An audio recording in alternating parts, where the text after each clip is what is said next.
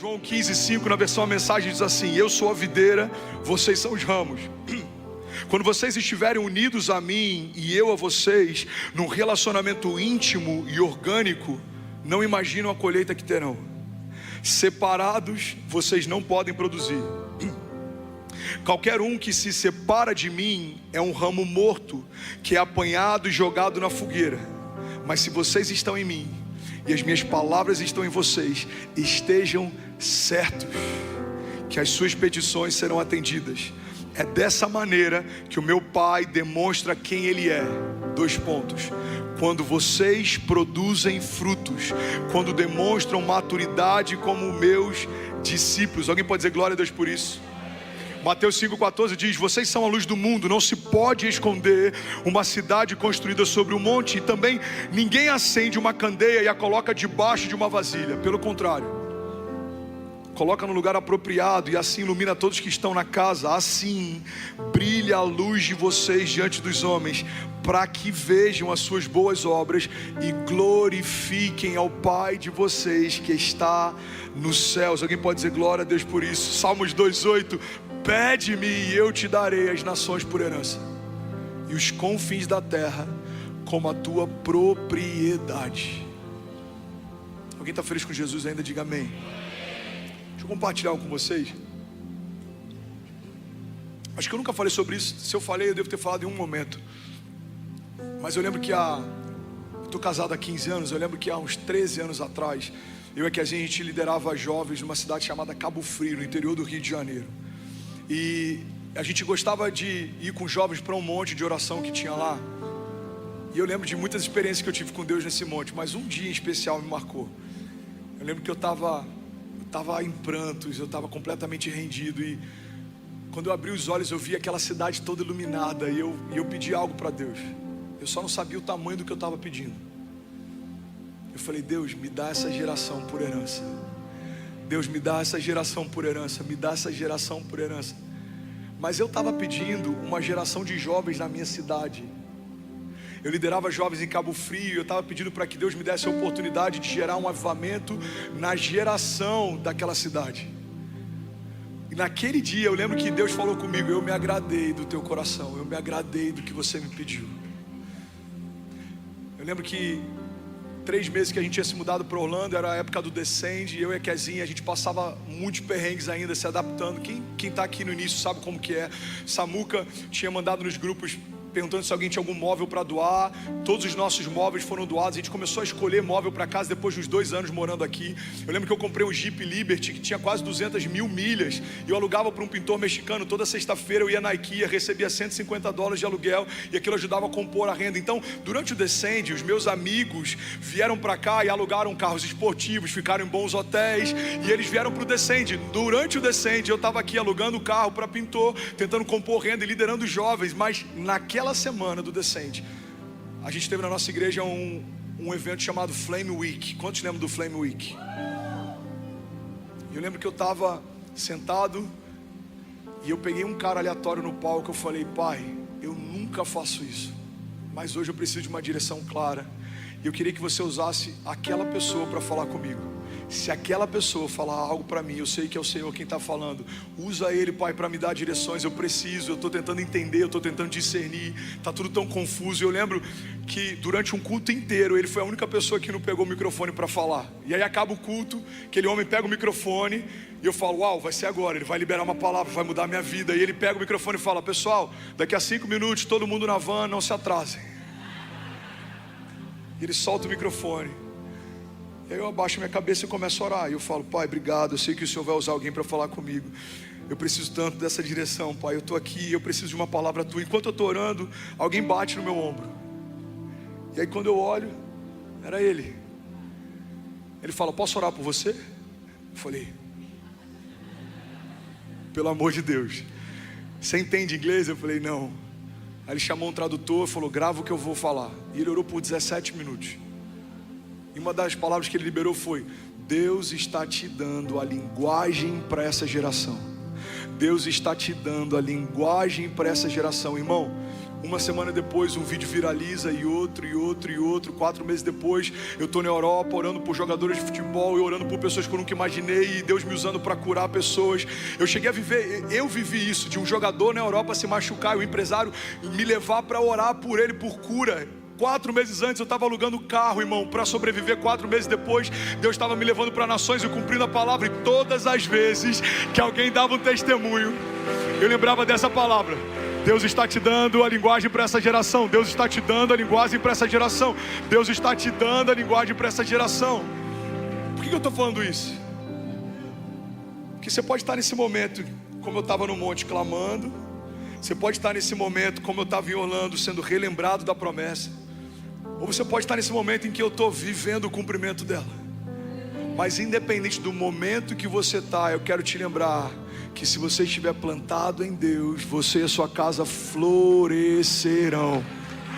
Você e a sua casa vão ver o melhor ano da sua vida se você se mover por uma palavra e não pelas opiniões. Se você se mover por uma promessa e não pelo que os outros pensam. Se você se mover por aquilo que Deus te mostrou para o futuro e não pelas circunstâncias. Talvez as circunstâncias presentes sejam desafiadoras. Talvez você não tenha o que precisa ter, não saiba o que precisa saber. Mas Deus está lembrando para alguém aqui nessa manhã: não é sobre o que você tem, é sobre o que eu sou. Eu sou o que você precisa. Deus está dizendo para alguém enfermo nessa manhã: filho, muito prazer, eu sou a cura, eu sou o Jeová Rafá.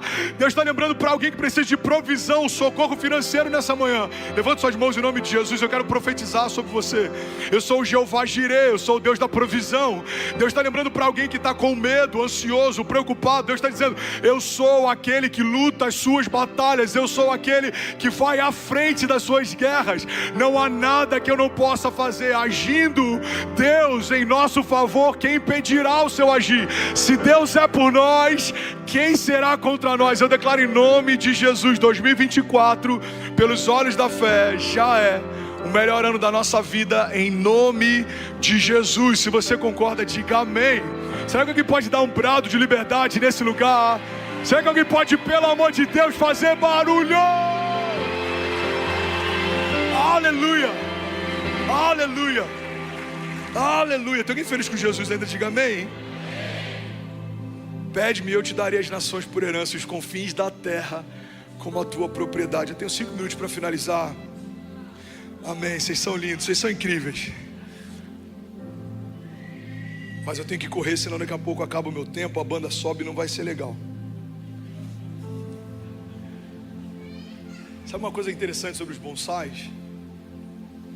Que Deus me ensinou enquanto eu pregava sobre eles. Pega isso aqui, irmão. Eu estava pregando sobre isso em Alphaville e Deus disse: filho, você sabe por que quando a árvore é pequena, o fruto é pequeno? Porque quando os galhos são frágeis, eles não suportam os frutos muito grandes.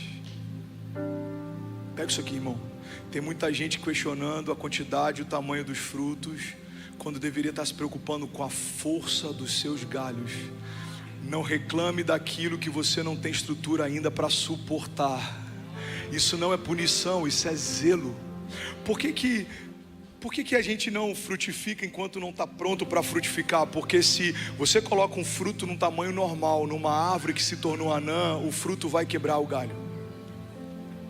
O fruto vai romper a estrutura, o fruto vai trazer morte ao invés de vida. Irmão, por que Deus não nos dá tudo aquilo que a gente quer no momento em que a gente quer? Porque Ele está zelando por você. Não é punição, é zelo. Guarda isso aqui em nome de Jesus.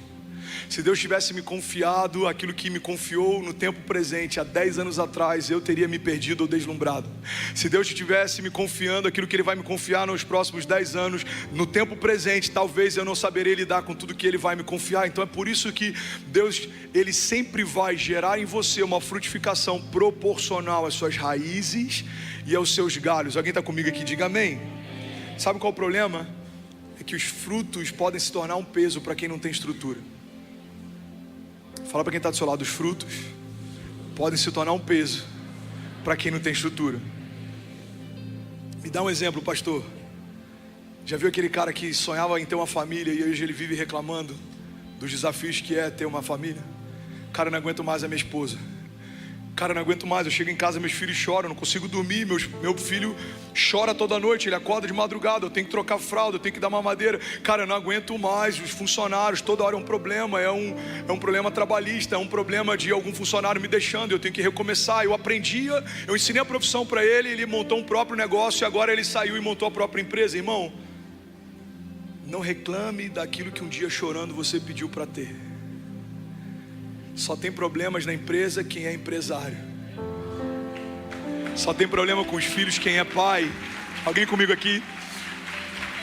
Só tem desafios para lidar com a imigração na América quem entrou na América.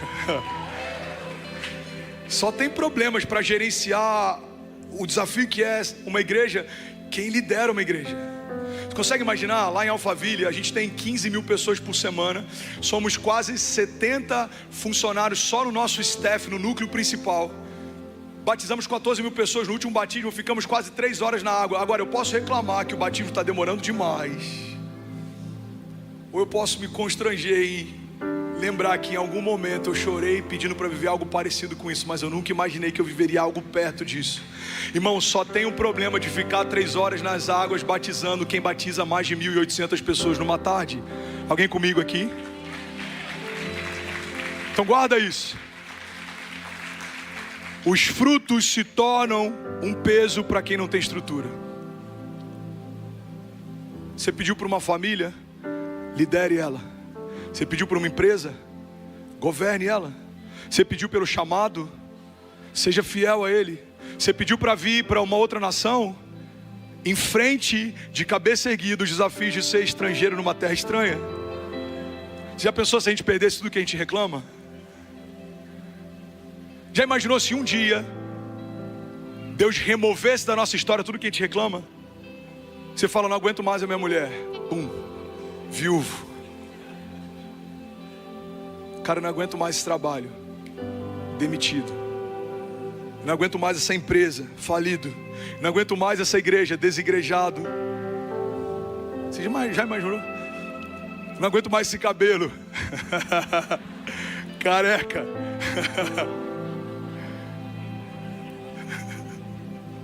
Foi mal o capacete, perdão. Nada pessoal. A gente não pode reclamar daquilo que um dia a gente chorou para ter. Você está comigo?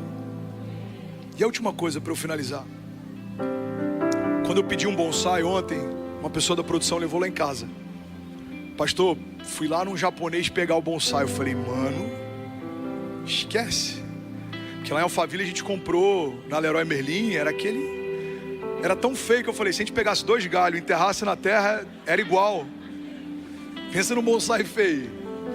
Falei, isso aqui não é um bonsai, isso aqui é um broto, gente. Pegaram um broto, botaram no vaso, escreveram bonsai. Aí vim pro Orlando, cara, tô indo num japonês pegar. Eu falei, esquece, é Orlando, irmão. Deve ser tipo do Avatar, aquela árvore da vida do Animal Kingdom. Aí chegou o bonsai. Aí eu falei, mano, ele é de plástico? Ele falou, pastor, tem problema? Eu falei, tem. Qual que é o problema, pastor? Ninguém vai ver de longe. Eu falei, mas árvores de plástico não frutificam. Aí Deus falou comigo, entrou na mensagem ontem de madrugada, a última chave. Tudo que é artificial é estéril. Pega isso aqui, irmão. Tudo que é artificial é estéril. Então, não se preocupe em parecer ser, porque Deus não unge quem você finge ser. Deus unge quem você é. Você está comigo? Recebe isso aqui em nome de Jesus. Deus não unge personagens, Deus unge pessoas. Você nunca vai ver um Mickey ungido. Por quê? Porque é um personagem, não existe, é fictício, é artificial. Mas você e a sua casa podem caminhar debaixo de uma unção de Deus. Você nunca vai ver alguém que é fake fluindo na unção. Por quê? Porque Deus não capacita algo que não foi gerado nele. Você nunca vai ver um ministério fake frutificando. Você nunca vai ver um ministro fake frutificando. Você nunca vai ver uma pessoa fake frutificando. Por quê? Porque tudo que é artificial é estéril. Mas aquilo que está plantado em Deus, diz a palavra de Deus, florescerá. Você recebe isso? Então fica de pé no teu lugar, eu quero profetizar sobre você. Levante suas mãos, feche teus olhos. Você que é batizado com o Espírito Santo, abre a sua boca, libera o seu som. Seja livre em nome de Jesus, seja livre, seja livre, seja livre. Feche teus olhos, eu quero profetizar a palavra sobre você. Jeremias 17:7 diz assim: bendito o homem que confia no Senhor e cuja confiança é o Senhor, porque será como a árvore plantada junto às águas, que estende as suas raízes para o ribeiro e não receia quando vem o calor, mas a sua folha permanece verde, e no ano da sequidão não se fadiga, nem deixa de dar fruto. Salmo 125:1 diz: os que confiam no Senhor são como os montes de Sião, que não se pode abalar, mas permanece para sempre. Como os montes que cercam Jerusalém, assim o Senhor protege o seu povo, desde agora e para sempre. Tudo bom? Você acabou de assistir uma mensagem aqui do nosso canal. Eu tenho certeza que ela te edificou e que ela vai gerar algo novo em você. E a gente separou mais 2 vídeos. Eu quero deixar essas indicações aqui para você continuar queimando com Jesus. E eu quero muito te fazer um pedido também. Se essa mensagem te edificou, comenta aqui embaixo, segue o canal e me ajuda a compartilhar para que mais pessoas sejam tocadas também. Deus te abençoe. Pai, nós te agradecemos por essa noite, por essa palavra viva e por tudo que vai acontecer a partir da liberação dela. Nós declaramos, Jesus, você pode levantar suas mãos, declarar isso e diga: Pai, nós declaramos céus abertos nesse lugar. Diga aí, um marco profético na nossa vida, na nossa casa e na nossa jornada de fé. Diga: nunca mais seremos os mesmos, em nome de Jesus. Irmão, se você crê nisso, você pode fazer barulho aí no teu lugar. Preciso de pelo menos uns 100 incendiários aqui. Vamos, alguém aqui nessa noite. Aleluia, aleluia. Sei que é final de semana para muita gente, muitas coisas aconteceram, tem gente cansada, mas eu preciso que você derrame para Jesus o teu melhor nessa noite. Ele é digno, amém? Eu acho que nem todo mundo aqui veio de um berço cristão, então é possível que você tenha passado algumas noitadas em lugares que talvez não sejam os melhores. É possível que você tenha virado algumas noites fazendo coisas que talvez você não se orgulhe delas. Então nada para Ele pode ser medido, equilibrado, comedido. Não, a gente entrega tudo para Ele, amém? Eu lembro quando eu me converti, isso para mim foi muito claro desde o início. Eu era intenso no meu pecado, eu preciso ser ainda mais intenso no meu chamado. Ele não merece metade, Ele não merece uma boa parte, Ele merece tudo. Alguém pode declarar isso? Diga: Ele merece tudo de mim. E a gente vai dar tudo nosso para Ele, amém? Quero falar nessa noite sobre travessia. A gente já falou sobre tantos tipos de travessia. Travessias pelo deserto, travessias em meio a tempestades, travessias em meio ao fogo. E eu quero falar hoje sobre a travessia em busca da promessa. Porque todo lugar que foi preparado por Deus para nós, e quando eu falo lugar, entenda o cumprimento de um chamado, não é geografia. Esse lugar, ele vai ser alcançado quando antes vencermos processos, travessia, gigantes, levantes, inimigos. Porque o caminho, por mais que seja cercado pelo favor de Deus, não é um caminho necessariamente facilitado por Ele. Favor de Deus não significa facilidade. O que é o favor de Deus? Pão que desce do céu é favor. Mas depender de um pão que desce do céu enquanto se atravessa o deserto com toda a sua família, debaixo do sol, isso não é fácil. O mar se abrir para você não ser completamente dizimado pelos exércitos dos inimigos, isso é favor de Deus. Mas não é fácil. Faz sentido? Ver leões jejuando na tua presença é favor de Deus, mas não é fácil. Não sei se você já ouviu o rugido de um leão. Um é assustador, vários. Então imagina você a sós com eles. Então todos os heróis da fé, galeria dos heróis da fé, Hebreus 11, fala sobre tantos homens que viveram tantos feitos, e todos eles foram marcados pelo favor de Deus, mas a vida de nenhum deles foi fácil. Ressuscitar ao 3º dia, depois de sepultado, isso é favor de Deus. Mas ser crucificado, envergonhado diante da sua mãe, humilhado, isso não é fácil. Então o Evangelho não promete facilidade, mas existe uma garantia na travessia do Evangelho. O favor de Deus vai ser uma companhia constante na tua jornada de fé. Olha para mim, não se distrai. Alguém toma posse disso aqui. Vai ser fácil, pastor? Nem sempre. Ninguém disse que seria fácil. Mas o favor de Deus é um acompanhante, é um bom companheiro. Ele é presente. Uma das promessas que Ele nos fez é: eu estarei com vocês todos os dias. E é sobre isso que eu quero falar hoje. Números 13:30. Diz assim: então Caleb fez calar o povo perante Moisés e disse: certamente subiremos e a possuiremos em herança, porque seguramente prevaleceremos contra ela. Versículo 31. Porém os homens que com ele subiram disseram: não poderemos subir contra aquele povo, porque aquele povo é mais forte do que nós. Alguém pode dizer glória a Deus por essa palavra? Quero te levar para um lugar. O povo está há anos caminhando em busca de uma promessa.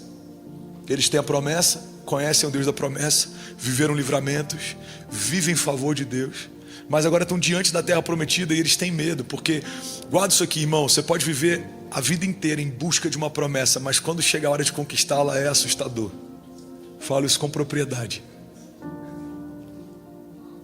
Te empurram profeticamente para um lugar. Tem estações que tudo acontece, parece que está fora de controle, mas na verdade, enquanto parece que está tudo desmoronando, pode estar tudo profeticamente se encaixando. Mas ainda assim, quando chega a hora de tomar posse, é assustador. É como alguém que ama a sua namorada, que se torna noiva, mas no dia do casamento, irmão, frio na barriga. Quando houve a marcha nupcial, meu Deus do céu, é de verdade, está acontecendo. É como alguém que vai se tornar pai. Todo mundo aqui é maduro para entender que a noite em que a criança foi concebida, ou o dia, ou a tarde, ela é cercada de alegria, amém, gente? Alguém pegou a chave aqui ou não? Mas quando chega a semana do nascimento do bebê, e quando a bolsa estoura, você se preparou para isso, você desejou isso, começou isso, mas quando chega a hora de tomar posse da promessa, tem ansiedade, preocupação, é uma série de emoções. Agora a gente está falando de um povo que por 40 anos viu Deus enviar comida do céu. Alguém já viu Tá Chovendo Hambúrguer, aquele filme? Irmão, aquilo ali nada mais é do que o povo viveu. Não é louco a gente ver aquilo, ver uma animação e falar: cara, que loucura. É isso que eles viveram. Eles viram Deus alimentando eles no deserto. As roupas não se gastavam, os calçados não se desgastavam. Mas ainda assim, quando chegam diante da terra prometida, existe medo, preocupação. E é sobre isso que eu quero pregar nessa noite. Alguém consegue ouvir 20 minutos dessa mensagem aqui? Então é nesse contexto que eu quero te levar. Imagina que você está no meio do povo. Os espias voltaram. Alguns trazem um bom relatório e outros amedrontam o povo, mesmo sabendo da herança. E é nesse lugar que você está o tempo inteiro. Você discerniu algo, ouviu algo, percebeu algo de Deus, compartilha com alguém. A maior parte não vai acreditar. Guarda isso aqui: se os sonhos que você carrega, se a maior parte das pessoas que te cercam concordam, provavelmente seja uma boa ideia, mas não necessariamente é uma ideia de Deus. A ideia de Deus para Moisés é: vai e fala com o faraó que é para liberar o povo. Cara, isso é absurdo. A ideia de Deus é: pega o cajado, toca no mar, vai se abrir. Isso é absurdo. A ideia de Deus é: Pedro, como eu falei no último culto, lança um anzol e vai vir da boca de um peixe a provisão. Pedro precisava de ouro, não de peixe, mas de dentro da boca do peixe veio o ouro. Isso é absurdo.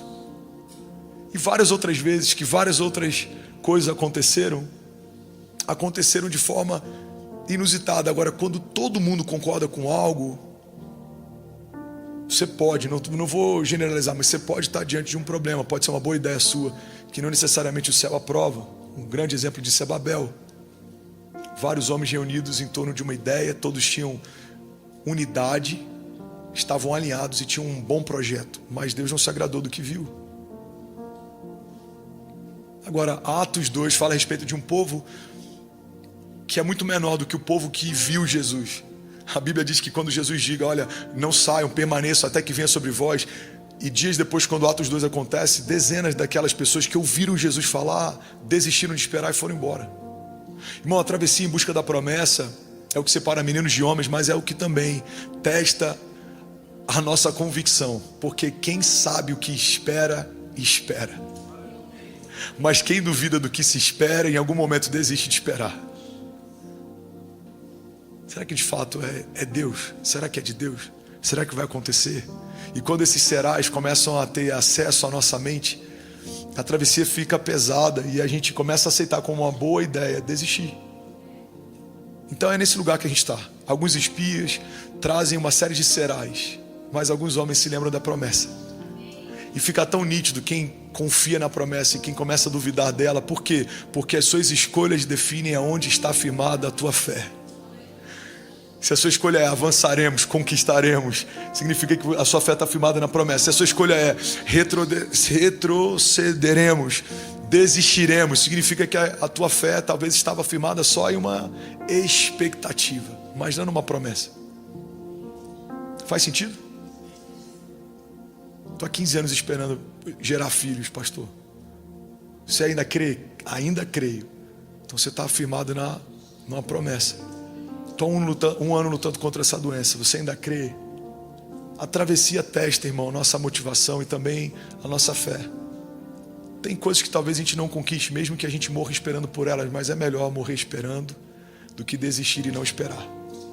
Tem pessoas que aguardaram por uma cura que talvez não se manifestou. A gente não entende o porquê. Mas se em algum momento eu tiver que lutar para sobreviver e o Senhor não quiser me poupar, que eu morra crendo, mas não desista de crer enquanto espero. Faz sentido? Porque quando chegar diante dele, a gente não vai ter isso sendo imputado como juízo. Não, você creu até o fim. Você aguardou até o fim. Vocês estão comigo? Então vamos junto, não desanima. Números 13, primeira parte desse texto. Então Caleb fez calar o povo perante Moisés. Primeira coisa, irmão, quando você está atravessando algo em busca de uma promessa, você vai ter que calar algumas vozes. Se você não calar essas vozes, em algum momento essas vozes começam a se tornar conselho. E a pior coisa que pode acontecer para alguém é ouvir conselhos de alguém que não te empurra para o teu destino profético.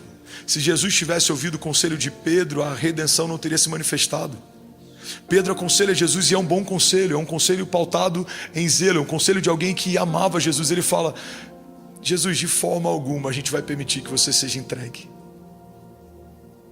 E aí Jesus, a partir de um bom conselho, reage dizendo: para trás de mim, Satanás. Nem todo bom conselho me empurra para o meu destino profético. Faz sentido? Então a gente precisa entender, irmão, que tem momentos que a gente vai ter que calar algumas vozes. Vozes de condenação, vozes de acusação, vozes de calúnia, mas também vozes que têm como principal propósito nos poupar de uma travessia que custa muito ou custa tudo. Talvez se a minha mãe, como mãe, tivesse visto toda a história, ela me aconselharia no início do meu chamado, talvez a não me envolver com o meu chamado.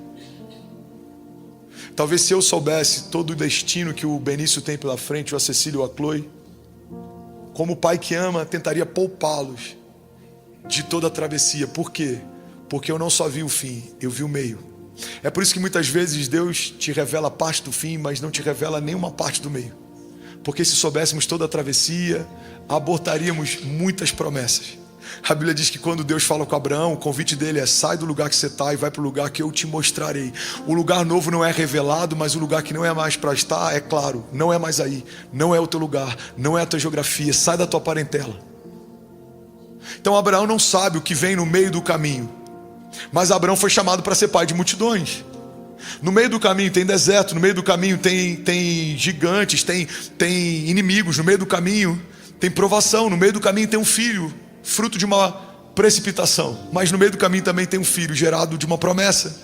No meio do caminho tem Isaac, e tem aquela montanha que assistiu um pai levar um filho para sacrificá-lo como se fosse o próprio cordeiro.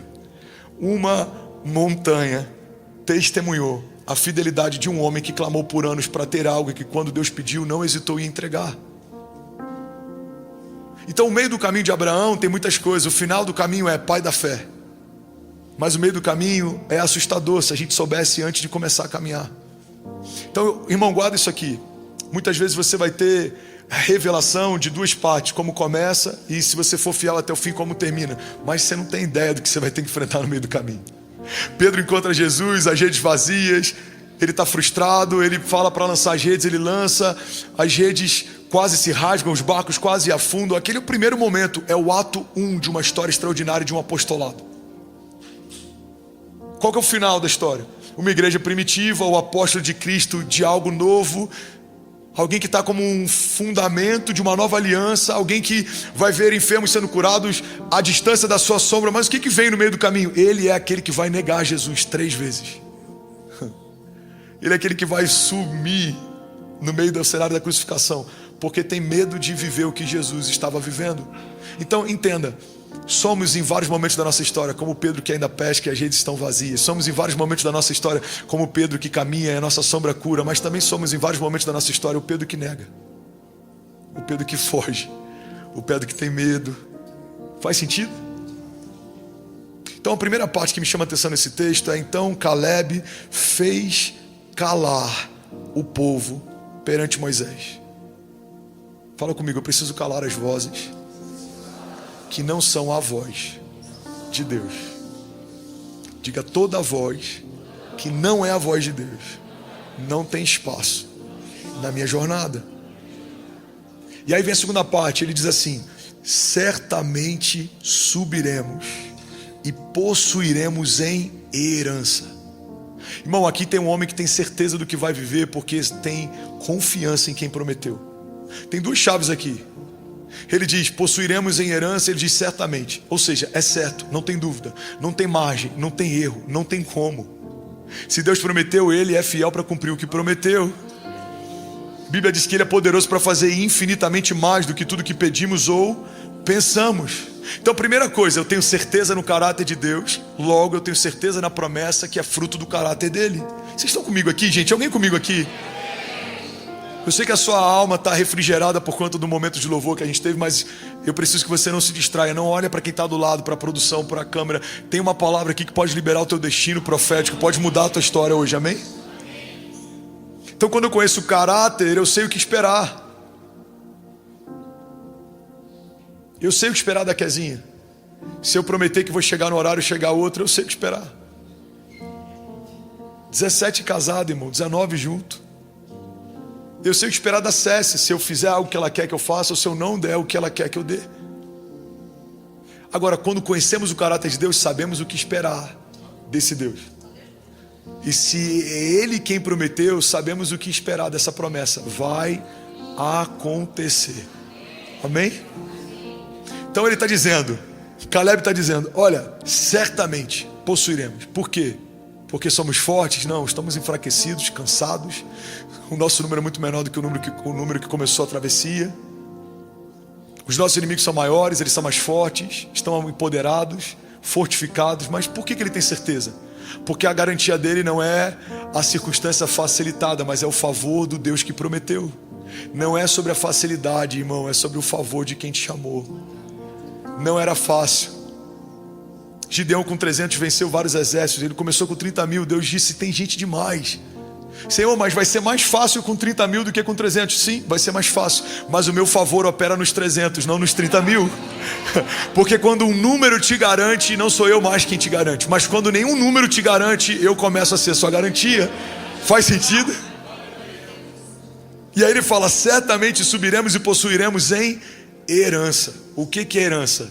É algo que não foi comprado. Irmão, pega isso aqui. Herança é algo que não fui eu quem comprei, mas alguém que veio antes de mim comprou e deixou para eu usufruir. Não é o princípio da herança? Herança não é minha conquista. Herança é a conquista de alguém que vem depois de mim. Não, que veio antes.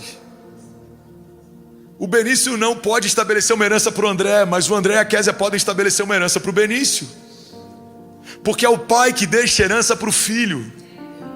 Então quando o Caleb está dizendo possuiremos em herança, ele está dizendo: essa terra não fomos nós quem conquistamos, o nosso pai que conquistou. Já é nossa por herança, porque o nosso pai nos garante, ele nos deu. Logo não vamos abrir mão de algo que o nosso pai conquistou, porque não vou permitir a ideia de deixar o que o meu pai conquistou a um alto preço ser usufruído por outra pessoa que não tem aliança com meu pai. Ninguém vai tomar aquilo que é do meu pai, logo é meu por herança. É o princípio pelo qual Davi confronta o gigante. Quem é esse filisteu? Em outras palavras, quem é esse homem que não carrega uma aliança, logo não carrega uma herança, para afrontar o povo que carrega uma herança de Deus? Irmão, o que te garante é a sua herança.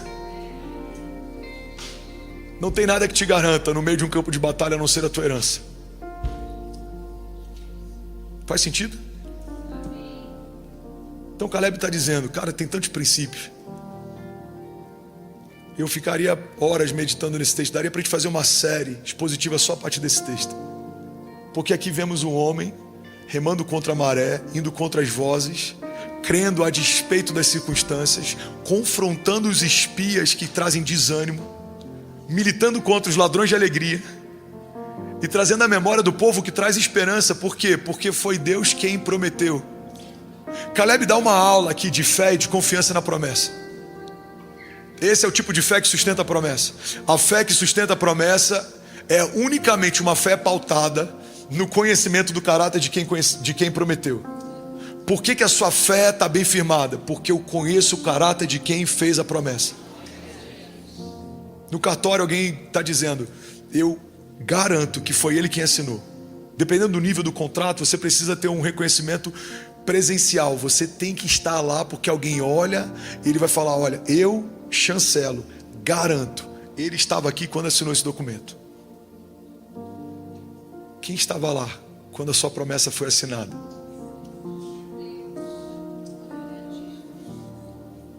Quem estava lá?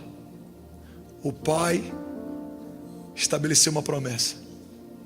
O Filho é quem garante a promessa. Porque a palavra de Deus diz que todas as promessas temos nele o sim, e por meio dele nós dizemos amém. Assim seja. Então o Pai estabeleceu a tua promessa, o Filho sustenta a tua promessa, e a partir do Espírito Santo você vai viver a tua promessa. Jesus, vamos para Jesus, vamos voltar à nova aliança, Novo Testamento. Ele fala, eu preciso ir para o Pai, porque se eu não for, o Espírito não virá sobre vós. Então a primeira parte da história, vemos um Deus soberano operando em todo o tempo a Trindade. Mas na primeira parte da história vemos um Deus operando o tempo inteiro. Na segunda parte dela vemos o Filho se revelando, sendo encarnado, depois ressurreto. A terceira parte da história, que agora está com a gente, é a partir do poder do Espírito derramado sobre a carne.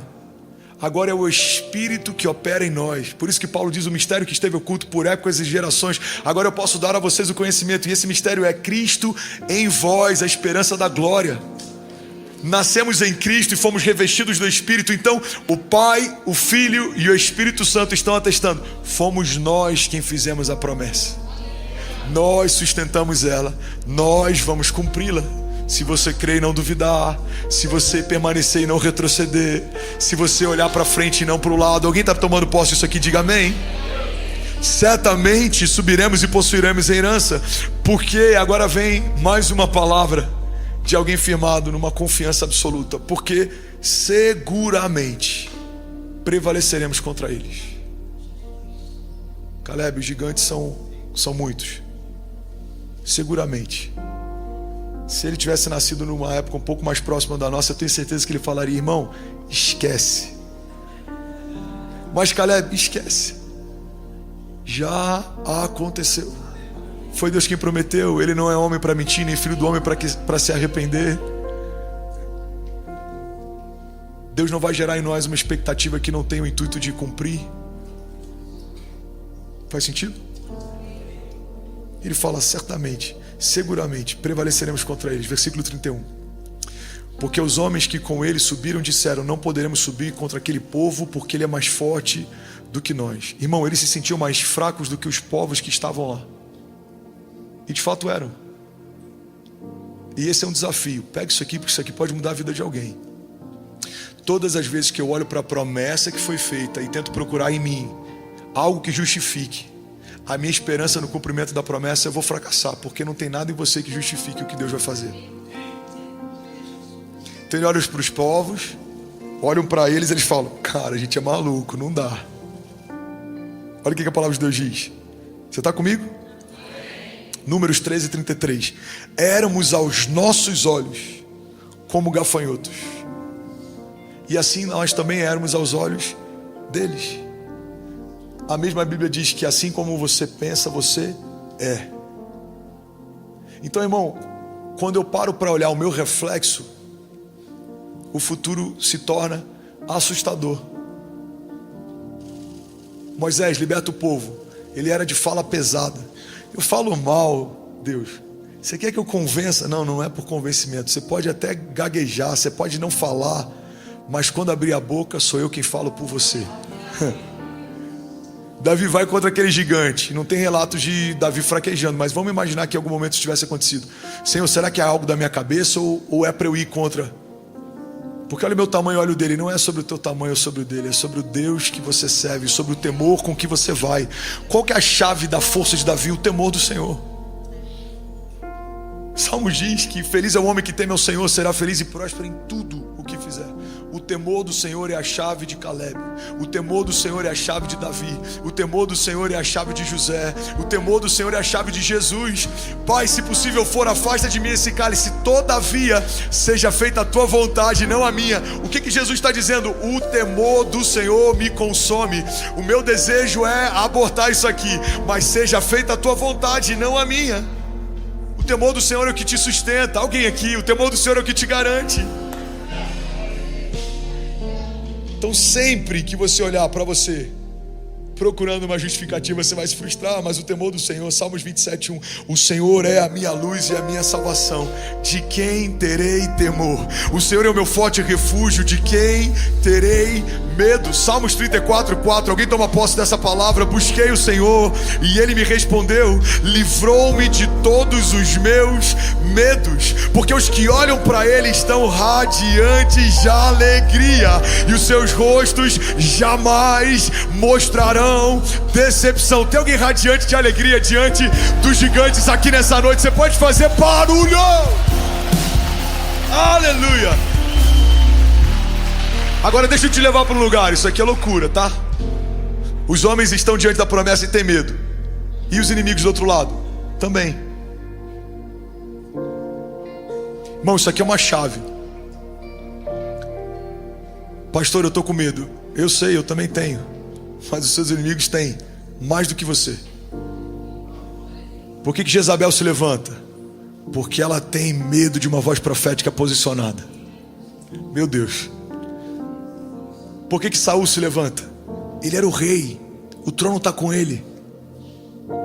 Porque ele sabe que não era mais aquele a quem Deus se alegrava, mas alguém com coração segundo o coração de Deus já estava a caminho do trono que ele ocupava.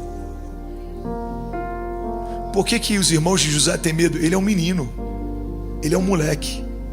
Eles são homens, são maduros, são fortes. Porque eles sabiam, esse moleque em algum momento, se ninguém parar, vai governar sobre nós. A gente precisa garantir que isso não vai acontecer. Então os irmãos de José têm medo de José, Saul tem medo de Davi. Faz sentido? Babilônia tem medo de Daniel. Os religiosos tinham medo de Jesus. O imperador tinha medo de Paulo. A Bíblia diz que quando eles chegavam nas cidades, o povo dizia, estão chegando aqueles que estão transtornando o mundo. Irmão, o evangelho se tornou transtorno. Por quê? Porque mudou a cultura vigente. Colocou em xeque o governo local.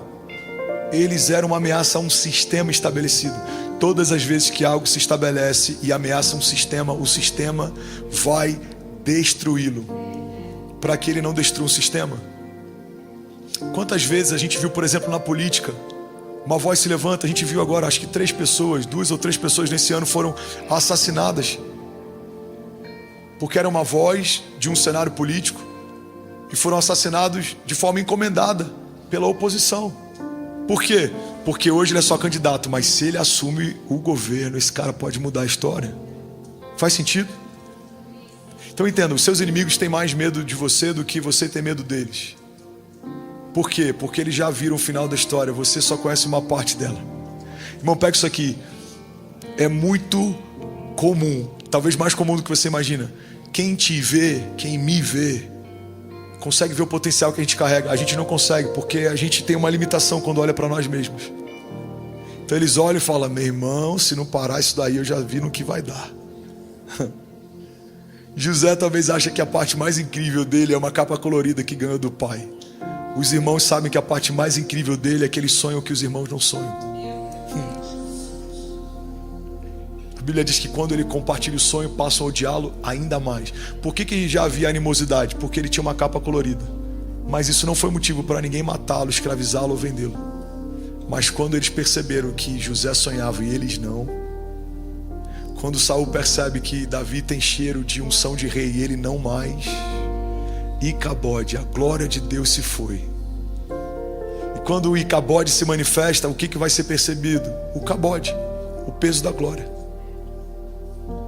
a presença. Quem carrega a presença é perseguido por quem não carrega ou não carrega mais. Cara, eu sinto o temor do Senhor aqui. Alguém está recebendo essa palavra? Pessoal da câmera, fica ligado. Se tiver alguém aí dormindo ou distraído, dá um zoom em mim aqui para ninguém de casa falar: meu Deus, estava... Mas eu preciso terminar o que eu comecei. Essa palavra aqui, ela é poderosa. Aleluia, bendito seja o Senhor. Aleluia.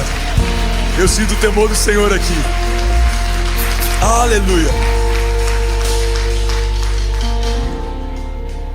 Os inimigos já entenderam o teu potencial. Agora pensa, um povo 40 anos caminhando no deserto, comendo só pão e aves. Irmão, como é que é aquele hambúrguer do McDonald's que é com frango? É o McChicken. Você sabe que o primeiro McFish, ele começa em Jesus, né? Ele multiplica pães e peixes e todo mundo comeu aquilo aquele dia. O primeiro McChicken acontece na travessia. Os caras só comem pão, aí enjoa, fala: Senhor, o povo está enjoado de pão. Aí as aves começam a voar abaixo para que eles possam comer. Os caras só comem McChicken, irmão, 40 anos. Cansado. Poderiam ter feito a travessia em muito menos tempo, mas por desobediência acabaram vendo décadas. Uma geração nasceu no deserto, uma geração morreu no deserto. Como os gigantes de um povo que tem uma terra que emana leite e mel, que as uvas são gigantes, que tem fartura, tem medo de um povo que está cansado, caminhando há 40 anos. Tá pegando? Faz sentido? Porque não é sobre você, é sobre o que você carrega. É isso que faz o inferno te temer. É sobre o que você carrega. Você não é ninguém, eu não sou ninguém, mas a promessa que a gente carrega foi feita por alguém, e esse alguém tem que ser respeitado. Você é comum, eu sou comum, mas o Deus que nos chamou para viver algo, Ele não é um Deus comum. Eu sou ordinário, você é ordinário, mas a promessa que foi feita sobre você é a promessa de um Deus extraordinário. Você é natural, eu sou natural, mas as promessas que você carrega são promessas de um Deus sobrenatural. Vamos, alguém aqui nessa noite. Aleluia! Então eles viram o que você não viu. Vamos para a Bíblia? Josué 2:9. Olha o que a prostituta Raabe diz para eles: eu sei que o Senhor deu a vocês essa terra. Vocês nos causaram um medo terrível, e todos os habitantes desta terra estão apavorados por causa de vocês. Pois temos ouvido como o Senhor secou as águas do Mar Vermelho perante vocês quando saíram do Egito, e aquilo que vocês fizeram a leste do Jordão com Seom e Og, os dois reis amorreus que vocês aniquilaram. Quando soubemos disso, o povo desanimou-se completamente. E por causa de vocês, todos perderam a coragem. Pois o Senhor, o seu Deus, é Deus em cima dos céus e é Deus embaixo da terra. Você pode celebrar Jesus no seu lugar. Aleluia. Cara, isso aqui é muito forte. Perspectiva deles: a gente está 40 anos, irmão, 40 anos, a gente está cansado, a gente está frustrado. Agora a perspectiva do povo que vai ser conquistado: irmão, faz 40 anos que a gente ouve o que o Senhor tem feito por vocês. Os meus avós ouviram o que o Senhor fez por vocês quando saíram do Egito. Os meus pais ouviram o que vocês fizeram contra os inimigos. Os meus pais ouviram quando vocês aniquilaram os reis que se levantaram contra vocês. Ou seja, de um lado tem um povo: estamos enfraquecidos há 40 anos. De outro lado tem um povo: há 40 anos nós tememos que esse dia chegasse, mas chegou o dia. O povo que Deus separou, ungiu e sustentou, chegou diante da terra prometida. Então você precisa escolher se vai ser um dos espias que volta desanimando, o povo que carrega uma promessa, ou se você vai ser um daqueles poucos que voltam com uma firmeza declarando: certamente possuiremos essa terra e nós a teremos por herança, porque o Senhor que nos fez a promessa é fiel para nos sustentar até aqui e nos dará por herança uma terra que foi conquistada por Ele. Essa terra não será conquistada por nós, já foi conquistada pelo nosso Pai, e Ele nos dará por herança, porque somos herdeiros, e é melhor ser herdeiro de Deus do que ser alguém que se fez sozinho. É melhor ser herdeiro de Deus do que alguém que se construiu sozinho. Não, a melhor parte daquilo que carregamos foi estabelecida por Deus por herança. Levante as suas mãos e declare: diga, eu sou herdeiro de Deus e eu sou co-herdeiro em Cristo Jesus. Diga, a melhor parte daquilo que eu carrego não tem a ver com o que eu vou conquistar. Diga, tem a ver com o que Jesus já conquistou na cruz do Calvário. Porque a minha força não está firmada na minha performance atual, mas está garantida na performance final de Jesus. O meu rei morreu de braços abertos, entregou a sua vida e disse: está consumado. Mas ao terceiro dia, quando ele voltou dos mortos, algo novo se estabeleceu. Diga aí, dos céus veio a resposta de Deus sobre a terra. Levante as suas mãos, diga: somos a sua herança, avançaremos em fé e as portas do inferno não prevalecerão contra nós. Você pode ter um brado de liberdade no seu lugar. Vamos ser alguém que pode, pelo amor de Deus, fazer barulho. Aleluia.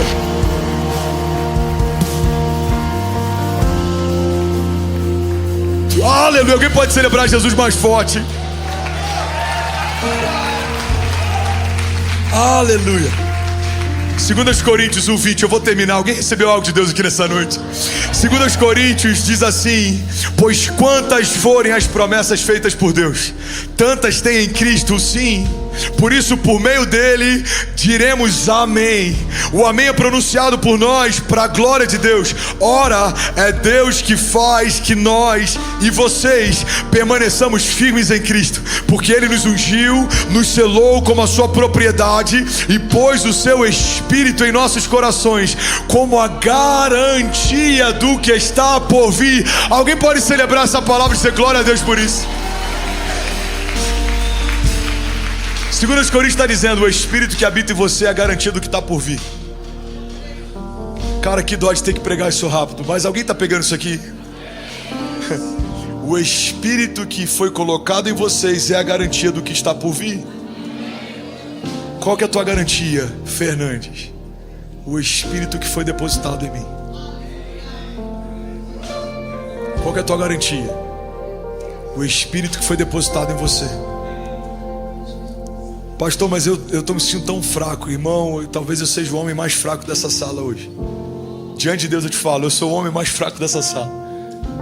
Mas a palavra de Deus diz: diga ao fraco, eu sou forte. É na minha maior fraqueza que Deus está revelando a maior força. Tem dias que Kezinha vê o que está acontecendo, o que se passa, o que fazem. Ela fala: não sei como é que você está conseguindo, amor. Eu estou no meu pior momento, eu estou enfraquecido, mas eu estou vivendo a maior expressão da fortaleza de Deus em mim. Por quê? Porque o Espírito de Deus em mim é a garantia do que está por vir. Faz sentido? Falei com o time hoje na vinda para cá. Segura aí, meu lindo, me ajuda. Falei com o time na vinda para cá. Eu falei: time, eu preciso de cobertura. Eu só tenho 2 frases, não tenho sermão e o dia hoje foi mal. Aí o time já conhece, falaram: então hoje vai ser extraordinário. Todas as vezes que eu estou moído, Deus faz a partir dos restos, a partir das ruínas. Como Esdras 3, o povo voltando para uma terra destruída, mas eles pegam as ruínas e usam ela como matéria-prima para reconstruir o altar e começam a adorar a Deus no meio de uma terra devastada. Assim tem sido a minha estação, reconstruindo o altar de adoração, voltando à essência em muitas coisas, tendo a oportunidade de fazer algo diferente, novo, sem resquícios. Por quê? Porque tudo que eu tenho são as ruínas do que vivi e construímos. Mas é a melhor matéria-prima para reconstruir e recomeçar. Porque Deus está fazendo uma coisa nova. Alguém recebe isso aqui em nome de Jesus? Deus está fazendo uma coisa nova. Vocês não percebem? Aleluia. Romanos 8,17. Se somos filhos, então somos herdeiros. Herdeiros de Deus e co-herdeiros em Cristo. E se de fato participamos dos seus sofrimentos, também participemos da sua glória. Hebreus 10:23. Apeguemos-nos com firmeza àquele que prometeu, porque aquele que prometeu é fiel para cumprir. Me ajuda a pregar, fala com 5 pessoas aí. Deus é fiel. Ministra sobre alguém aí, fala: irmão, Deus é fiel. Nunca se esqueça disso. Deus é fiel, Deus é fiel, Deus é fiel. E eu finalizo aqui, Salmo 119:50 diz: e esse é o meu consolo, no meu sofrimento a tua promessa me dá vida. Feche teus olhos, eu quero orar com você. Aleluia, aleluia. Pai, no meio dos nossos piores dias, recebemos vida a partir das promessas, porque a tua herança que nos garante, e é o teu Espírito depositado em nós, Jesus, que nos mantém de pé, é Ele quem sustenta. Quando a gente é fraco, nós vemos a tua força se revelar. Quando somos confundidos, é que a gente vê a tua sabedoria nos aconselhar. Quando somos cercados, é que vemos o teu cuidado e o seu livramento operar. Porque de todos os lados somos cercados, mas sabemos que mesmo que venham contra nós por um caminho, por 7 caminhos os nossos inimigos fugirão. Sabemos que mesmo que hajam palavras malditas, setas, dados, sabemos que mesmo que hajam levantes, estratégias, mesmo que hajam mesas malditas que talvez se levantem contra nós para tentar gerar em nós cansaço, apatia, abatimento, Jesus, seja política, lobby, seja um sistema religioso, sejam homens, seja vaidade, sejam doenças, Jesus, sejam palavras de médicos, sejam talvez traumas de infância, seja o que for, venha de onde vier, cremos que o selo do teu Espírito é a garantia de nosso futuro desejável. A tua palavra diz que o Senhor bem sabe os pensamentos que tem a nosso respeito, pensamentos de paz e não de mal, para nos dar o fim que desejamos. Por isso, Pai, nós clamamos e receberemos do Senhor resposta. Por isso, Pai, nós nos humilhamos, porque a tua palavra diz que aqueles que se humilham serão exaltados. Por isso, Pai, apresentamos ao Senhor toda a semente de humilhação como uma semente poderosa, porque a tua palavra diz que é no lugar da vergonha que opera a dupla honra. Por isso, Pai, nós nos ajuntamos, não como aqueles que olham para os inimigos e desanimam, não. Nós somos aqueles que trazem à memória a promessa, aquilo que dá esperança, e avançam em fé, porque certamente, sim, certamente o Senhor operará maravilhas, milagres, e Ele nos fará justiça, e Ele abrirá espaço, e como Isaac nós declararemos: prosperaremos nessa terra, porque o Senhor nos abriu espaço. Pai, eu declaro paz que excede todo entendimento. Pai, nós declaramos pão que desce do céu, maná de Deus, cuidado de Deus, óleo fresco, vinho novo, porque ainda esse ano, levante as suas mãos, declare com autoridade, diga: eu declaro para o céu ouvir, para a terra ouvir e para todo o inferno ouvir, que eu e a minha casa pertencemos ao Senhor e serviremos ao Senhor todos os dias da nossa vida. Diga: e ainda esse ano viveremos o maior romper da nossa história, em nome de Jesus.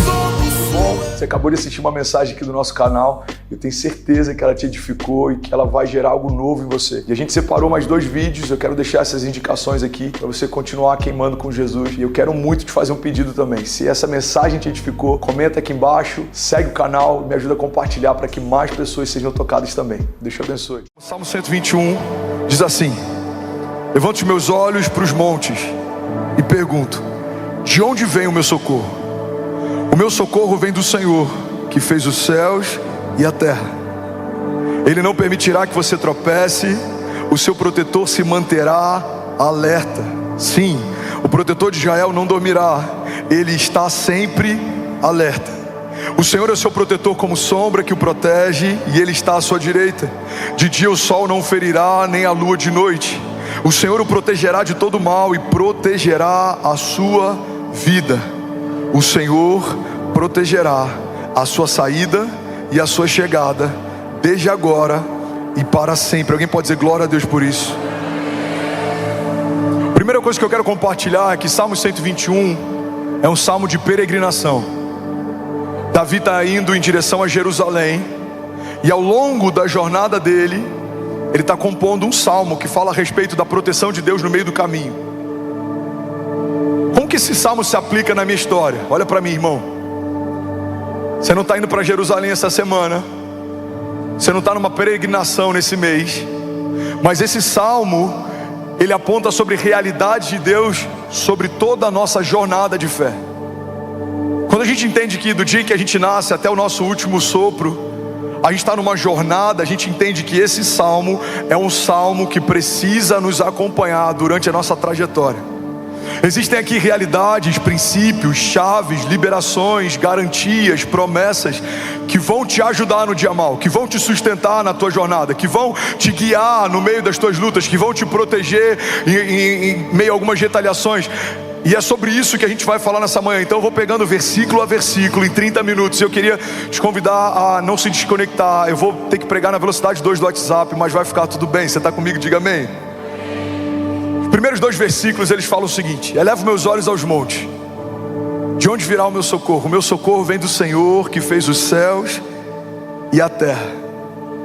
Sabe, no meio da trajetória para Jerusalém, no alto dos montes, era comum as pessoas construírem, edificarem imagens de outros deuses e colocarem no alto dos montes, para que durante essa travessia, quando os peregrinos passassem por ali, alguns morrendo de sede, outros sendo saqueados, alguns cansados, pensando em desistir, desanimados, e ao longo dessa jornada, quando eles olhassem para cima, eles poderiam escolher um desses deuses para que fizessem as suas preces e para que clamassem por socorro.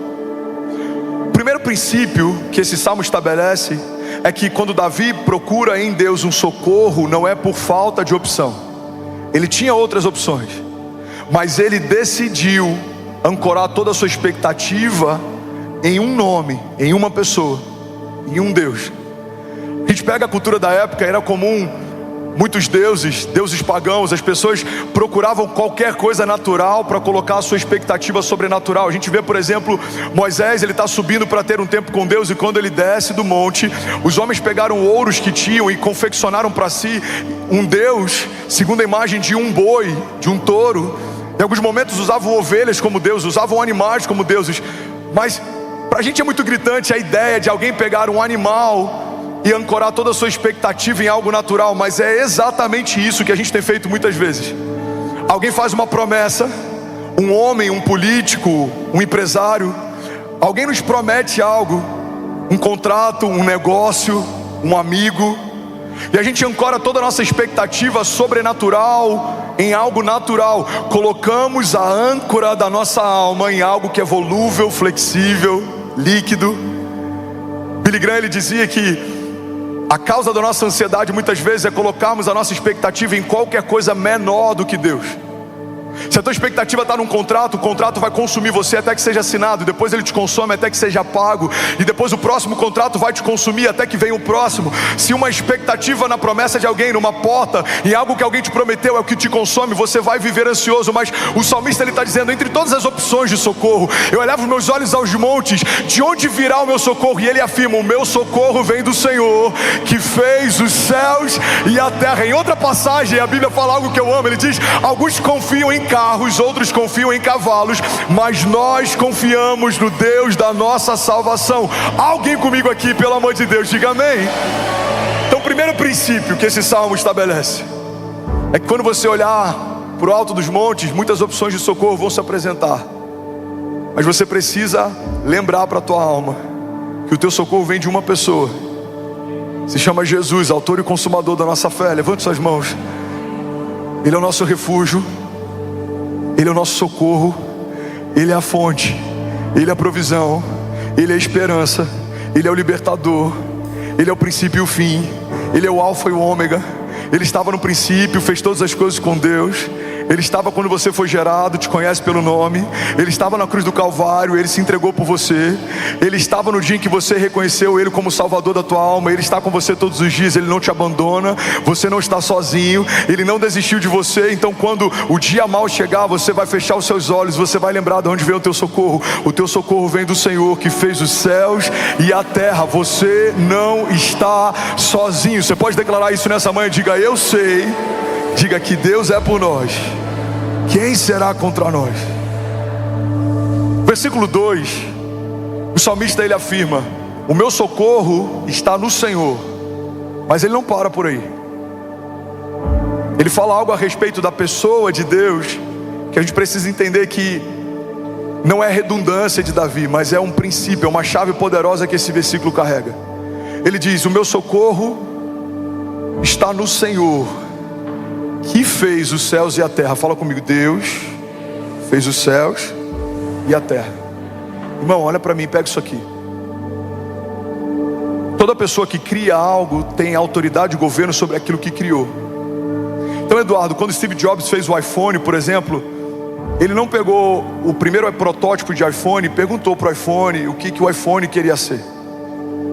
O iPhone foi feito com um propósito específico, porque quem o criou, tiozinho, o criou com um propósito. E assim é tudo que é natural. Os carros, as casas, o design pelo qual as coisas são feitas por um propósito específico. E assim também é você.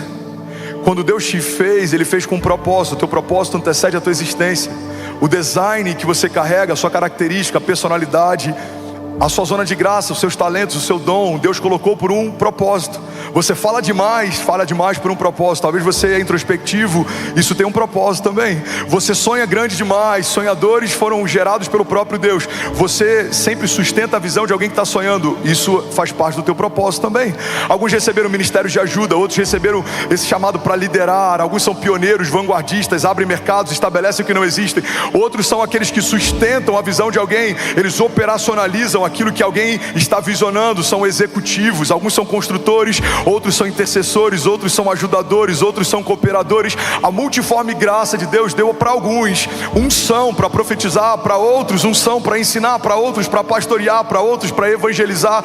A verdade, irmão, é que tudo que foi criado se submete à direção e o governo de quem o criou. Você está comigo? Diga amém. Então quando Davi ele está declarando que o socorro dele vem do Senhor, que fez os céus e a terra, ele está estabelecendo um princípio: tudo que é natural vai se mover debaixo da palavra do meu Salvador. Por quê? Porque o Criador manda, a criação obedece. Sabe algo que na criação das gerações antes da nossa era muito comum, e na nossa tem se perdido, mas a gente vai resgatar na nossa casa? É o princípio de que manda quem pode e obedece quem tem juízo. Você já deve ter ouvido isso em algum momento, com uma sandália havaiana em mãos, alguns com uma correia de um cinto, outros com uma vara de goiabeira, outros com uma mangueira. Eu não sei como você ouviu essa frase pela primeira vez, mas certamente ela gerou um marco emocional em você. Amém? Manda quem pode e obedece quem tem juízo. Irmão, quando o salmista está declarando que o socorro dele vem do Deus que fez os céus e a terra, ele está estabelecendo um princípio: quem fez tem governo e autoridade para liderar o que fez. Lembra daquela passagem que a Bíblia diz que se tivermos fé, daremos ordem aos montes, eles se lançarão no mar? Irmão, Deus fez os montes e Ele fez o mar. Então se Ele der uma ordem para os montes se lançarem no mar, assim será. Por quê? Porque foi Ele quem criou tudo que existe. Se Ele desse uma ordem para que as estrelas caíssem dos céus, as estrelas certamente cairiam do céu, porque foi Ele quem fez as estrelas e foi Ele quem pintou os céus. Se Ele desse uma ordem para o mar, assim seria. Se Ele desse uma ordem para qualquer coisa na criação, assim o seria. E assim foi com Jesus. A gente vê Jesus falando com coisas e coisas se submetendo àquilo que Jesus falou. Irmão, guarda isso aqui. tem muitas coisas que ainda não se submeteram à autoridade que em nome de Jesus você carrega, porque você tem falado com seus gigantes, mas não tem falado com os seus milagres. Tem gente falando com Golias, mas não tem falado com os milagres que vão vir depois que esse gigante cair. Tem pessoas falando com os problemas, mas não tem falado com os milagres que vão te acompanhar dia após dia. A gente vê Jesus falando com a tempestade, ele fala com o vento, ele fala com o mar, e o vento e o mar lhe obedecem. Mar, aquieta-te, vento, acalma-te. E aquilo que saiu da boca de Jesus gerou uma nova realidade depois que ele falou. A gente vê Jesus falando com plantas. Ele vai pegar um fruto de uma figueira que não tinha frutos, mas parecia ter, e ele fala: nunca mais se verá fruto em você. E aquela árvore então definhou. Deus usa uma palavra para submeter tudo que é natural ao seu poder sobrenatural. Então quando você abre a boca declarando ou profetizando algo debaixo do poder e da autoridade que existe no nome de Jesus, aquilo que é natural vai se submeter ao sobrenatural, porque você não é mais um homem comum, você não é mais um homem natural, você nasceu do Espírito e se tornou um homem espiritual. Então a palavra que sai da tua boca não é uma palavra de pedido, é uma palavra de governo. Você abre a tua boca e vai declarar que se abram as comportas dos céus, que se submetam à minha casa. Por onde eu passar, os inimigos de Deus virão contra mim por um caminho, por 7 caminhos eles fugirão, serão reduzidos a nada, porque já foram colocados debaixo dos pés do meu Deus, e como estrados servem para que ele descanse. Os caminhos de Deus são melhores que os meus. Por mais que não existam portas ao longo do caminho, Deus vai abri-las. Por mais que não exista provisão, Deus vai enviá-la. Ele dá uma ordem, pão desce do céu. Ele dá uma ordem, o mar se abre para você passar. Irmão, guarda isso e recebe isso em nome de Jesus. Levante suas mãos o mais alto que você pode.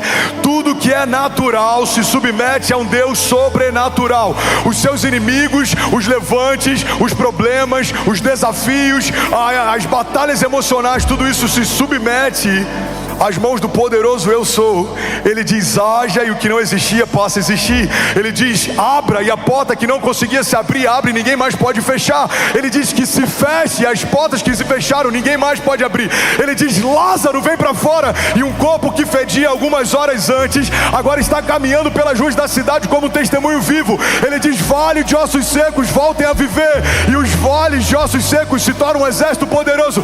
Deus está dizendo para alguém aqui nessa manhã: aquilo que até hoje te parava não te para mais. Todo deserto será testemunho, toda tempestade se tornará uma escola da fé. Tudo que eu criei se submete à minha ordem, porque eu sou o grande eu sou, diz o Senhor. Então que haja, eu declaro sobre você, que haja provisão sobrenatural, que haja óleo de alegria sobre a tua cabeça, que haja sobre você e sobre os teus filhos a proteção do Senhor, que haja direção em todo o tempo, que haja governo e autoridade para ligar e desligar, que haja gratidão quando você acessar uma nova estação, que haja lembrança de quem te tirou do deserto e te trouxe até os palácios onde você habita, que haja uma firme convicção, o teu coração, a tua mente, as suas emoções, os seus pensamentos cativos aos pensamentos de Deus. Tudo que é natural sendo submetido ao poder sobrenatural do Deus Criador. Aquilo que os nossos olhos naturais diziam não vai acontecer, pela fé o nosso espírito está declarando: já aconteceu. Alguém comigo aqui, pelo amor de Deus. Aleluia, aleluia. Você pode celebrar Jesus no seu lugar. Já somos mais de 15 mil famílias online, 17 nações conectadas. Será que alguém pode fazer barulho aqui nessa manhã? Você está comigo ainda? Diga amém. Jesus. Ainda bem que eu vim, Jesus. Está difícil para você respirar, imagina para mim que está falando. Mas vai dar certo, amém? O vento ouviu Jesus, o mar ouviu Jesus, as plantas ouviram Jesus, os mortos ouviram Jesus. Tudo que é natural e se coloca na tua jornada, entre você e a tua promessa, vai ouvir aquilo que Jesus está falando também. Tudo que é natural precisa ser subjugado por aquilo que é sobrenatural. A palavra de Deus diz que tudo que é corruptível será revestido de incorruptibilidade. Tudo aquilo que é mortal, de imortalidade. Tudo aquilo que é finito, de infinidade. Tudo aquilo que é escasso, de superabundância. Tudo aquilo que é morto, de vida. Tudo aquilo que é triste, de alegria. Porque o sobrenatural transforma realidades onde chega. Alguém comigo diga amém. Hebreus 1:3 diz: o Filho é o resplendor da glória de Deus e a expressão exata do seu ser, sustentando todas as coisas por meio da sua palavra poderosa. Irmão, tudo que Deus fez, Ele estabeleceu pela sua palavra e Ele sustenta pelo poder da palavra também. Deus te deu uma família, um dia era uma promessa, hoje é uma realidade. Deus vai sustentar a tua família, porque aquilo que começa em Deus é o próprio Deus quem sustenta. Deus te deu um chamado, um dia Ele trouxe à existência aquilo que não existia. O teu chamado vai ser sustentado pelo Deus que te chamou também. Ele não abandona aqueles que Ele chamou no meio do caminho. Ele não abre mão daquilo que criou no meio da jornada. Aquilo que começou em Deus, permanece em Deus, termina em Deus. Aquilo que foi iniciado em Deus, é sustentado por Deus e aponta para Ele. Por isso o salmista diz: o meu socorro vem do Senhor, que fez os céus e a terra. Tudo que é natural se submete ao poder do grande eu sou. Bill Johnson diz, eu amo essa citação, já falei sobre ela várias vezes. Bill Johnson diz que a dinâmica da fé é você se apossar da realidade do reino de Deus e colidir violentamente com as realidades naturais ao seu redor, porque um reino inferior não subexiste. Você pode levantar suas mãos e declarar comigo, diga: o meu socorro vem do Senhor, que fez os céus e a terra. No versículo 3 e 4 de Salmo 121 tem mais um princípio poderoso, e eu quero que você guarde isso, irmão. Deus está zelando por você. Fala para quem está do seu lado: Deus está zelando por você. Salmo 121, 3 e 4 diz assim: Ele não permitirá que você tropece, o seu protetor se manterá alerta. Sim, o protetor de Israel não dormirá, ele está sempre alerta. Essa é uma garantia de que Deus está com você e guardando você em todo o tempo, em todas as circunstâncias. Irmão, quando a nossa fé é superficial, a gente se torna binário. As coisas estão boas, Deus me ama, Deus está comigo. As coisas estão indo mal, Deus não me ama mais, Deus se esqueceu de mim. Mas não é assim que funciona. Deus, mesmo amando o seu único filho Jesus, teve prazer em moê-lo por conta dos pecados que ele levou sobre si. Deus, mesmo amando Davi, viu Davi sendo perseguido por aquele que ele mais amou. Deus, mesmo amando José, viu José sendo vendido pelos seus irmãos. Deus poderia ter poupado José da mão dos irmãos, mas não poupou. Deus poderia ter poupado Davi da mão do seu perseguidor, mas não poupou. Deus poderia ter poupado Daniel de ser lançado numa cova, mas não poupou. Então a gente aprende na história de Deus com a sua criação que o amor de Deus nem sempre vai se refletir em poupar você dos processos, mas Ele sempre vai te garantir que estará com você no meio deles. Existe um homem que fecha a boca dos leões em meio às nossas covas. Existe um homem que dança com a gente no fogo em meio às nossas fornalhas. Existe um homem que está com você nos desertos e meio às perseguições dos seus inimigos. Existe um homem que vai à frente para derrubar gigantes em meio aos seus desafios. Existe alguém que está com você dormindo no meio da tempestade, para que o mar se acalme e o vento se aquete quando você se levantar em ousadia. Então, no meio do teu deserto de segunda-feira, no meio da tua última crise ou da crise da semana que vem, você precisa lembrar que você não está sozinho. Ele guarda você. Levante suas mãos, deixa eu profetizar sobre você. Ele não permitirá que você tropece, porque o seu protetor se manterá alerta. Sim, o protetor de Israel não dormirá, ele está sempre alerta. Alguém pode dar um brado de liberdade aqui nessa manhã? Aleluia, aleluia.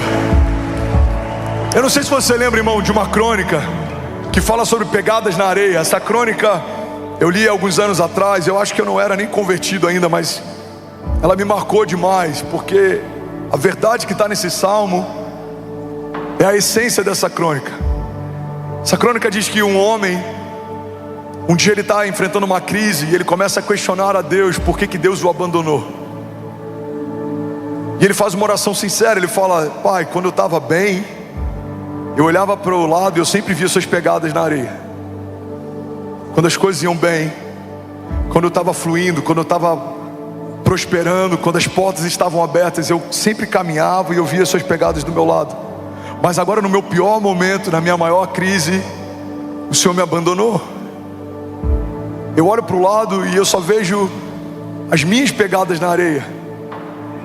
E aí Deus então vira para esse homem e fala: filho, na verdade as pegadas que você está vendo na sua crise são as minhas, não as suas. Eu estou te carregando no colo no seu dia mal. Você não está sozinho. Eu não me esqueci de você. Eu não te deixarei, diz o Senhor, eu não te desampararei. Você pode declarar isso com autoridade. Diga: eu sei que eu não estou sozinho. Versículo 4, Salmo 121 diz assim: sim, o protetor de Israel não dormirá, ele está sempre alerta. Por que Deus, Danilo, está sempre alerta? Por que ele faz questão de nos prometer proteção? Irmão, olha para mim, vamos ser sinceros. Deus não precisaria fazer juramento a homens, muito menos prometer para aquilo que criou algo que ele garantiu que faria. Deus poderia simplesmente dizer: olha, é possível que, ou é provável que, ou se eu quiser farei. Mas em vários momentos a palavra de Deus estabelece com a criação promessas.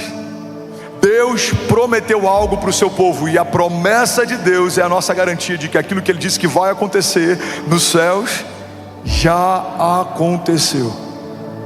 E por que Deus promete algo? Porque Deus estabeleceu uma aliança. A garantia, irmão, que a gente tem de que as coisas vão terminar bem se continuarmos em Deus é que Deus fez uma aliança com o seu povo. Olha para mim. A certeza de que os seus filhos não serão pedra de tropeço, serão como flechas liberadas sobre as nações. A certeza de que a tua casa não vai à ruína, ela vai prosperar independente da crise. A certeza de que independente de estações ruins, as coisas vão terminar bem. Mesmo que o teu choro dure uma noite, certamente a alegria vai vir pela manhã. A certeza de que os seus inimigos, eles te cercam, mas Deus vai mandar cada um deles bater em retirada, e por 7 caminhos eles fugirão. A certeza de que mesmo que 1000 caiam ao teu lado, 10.000 caiam à tua direita, você não vai ser atingido. Essas certezas existem porque Deus estabeleceu uma aliança. Fala comigo: Deus é um Deus de aliança. Deus fez uma aliança com Noé, Deus fez uma aliança com Moisés, Deus fez uma aliança com Davi, Deus fez uma aliança com Abraão, Deus fez aliança com alguns homens ao longo da história. Mas Jesus manifestou uma aliança superior. A aliança que Deus fez com você a partir de Jesus é uma aliança superior à aliança que Deus fez com Moisés ou com Davi, por exemplo. Estamos debaixo de uma aliança superior, e é essa aliança que nos garante a vitória. Irmão, Davi entendeu o princípio da aliança de tal forma que ele enfrenta um gigante que era muito maior do que ele, sem ter dúvida de que o gigante cairia ao chão. A Bíblia diz que quando Davi vai enfrentar esse gigante, ele diz: quem é esse incircunciso filisteu que vem afrontar o Deus dos exércitos? Você está comigo? Quem é esse incircunciso? A circuncisão naquela época era uma marca da aliança de Deus com o seu povo. Então quando Davi olha aquele homem, os homens veem alguém grande, alguém forte, alguém poderoso, alguém assustador. Davi olha para ele e ele fala: ele não tem aliança com Deus. Irmão, para um homem de Deus, o ponto fraco dos seus inimigos tem que ser a ausência da aliança de Deus. Deus não fez uma aliança com câncer, mas Ele fez uma aliança com você. Deus não fez uma aliança com gigantes, mas Deus fez uma aliança com você. Deus não fez uma aliança com a morte, mas Deus fez uma aliança com você. Alguém comigo aqui? Deus não fez uma aliança com a miséria, nem com a fome, nem com a escassez, mas Deus fez uma aliança com você. Deus não fez uma aliança com seus inimigos, com aqueles que te cercam. Deus não fez uma aliança com os escarnecedores, com os ímpios, com os pecadores, mas Ele fez uma aliança com você. Então quando o dia mal vier, ao invés de olhar para o tamanho dos gigantes, lembra que eles não têm uma aliança de Deus, mas você carrega uma aliança dele. A certeza de que eu não vou ficar no meio do caminho, Deus não vai me abandonar, eu não vou sucumbir, as coisas vão terminar melhor do que como começaram. A certeza de que certamente a alegria vem pela manhã, é porque Deus não fez uma aliança com aqueles que têm se levantado contra mim, mas Deus fez uma aliança comigo. É por isso que o Coliseu não parou a igreja, é por isso que Nero não parou a igreja, é por isso que a perseguição não parou a igreja, é por isso que governantes não pararam a igreja, é por isso que o comunismo, a política não parou a igreja, é por isso que homens virão e passarão, ministérios eles começarão e alguns até cessarão, mas o evangelho e a igreja de Jesus continua gloriosa, poderosa, vivendo milagres, avançando, e as portas do inferno não prevalecerão contra ela. Por que eu sei, irmão, que o meu amanhã vai ser melhor que hoje? Porque Deus fez uma aliança comigo. Levante suas mãos, Felipe, vamos cantar isso aqui. Seu amanhã será melhor que hoje. Levante suas mãos, feche seus olhos, declare com autoridade. Diga: eu sei que Deus fez uma aliança comigo. Diga: e eu creio que o meu amanhã será melhor que hoje. Salmo 121, versículo 5 diz assim: o Senhor é o seu protetor, e como sombra que o protege, Ele está à sua direita.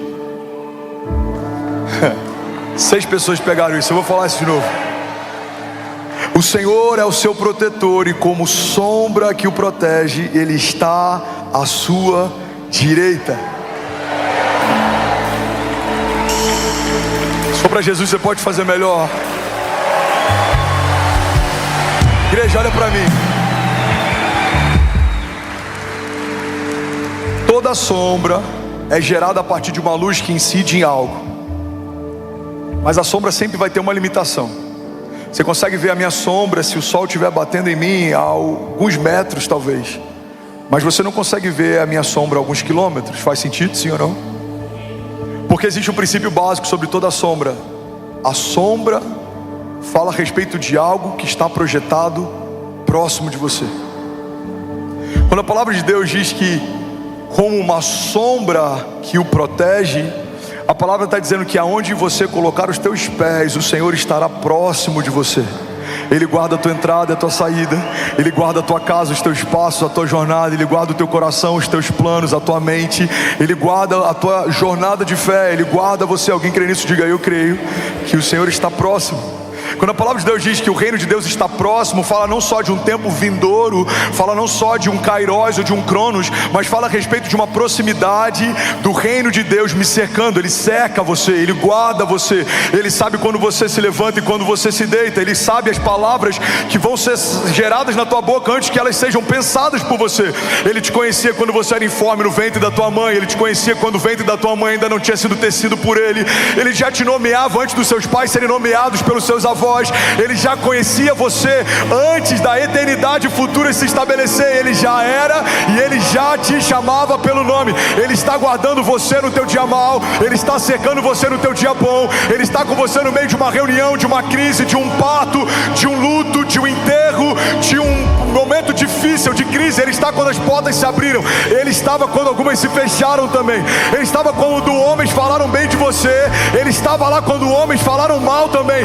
Deus está cercando a sua igreja como uma galinha guarda os seus pintinhos debaixo das suas asas, protegidos para que mal nenhum te pare, te paralise, te fira. Alguém crê nisso? Pelo amor de Deus, diga amém.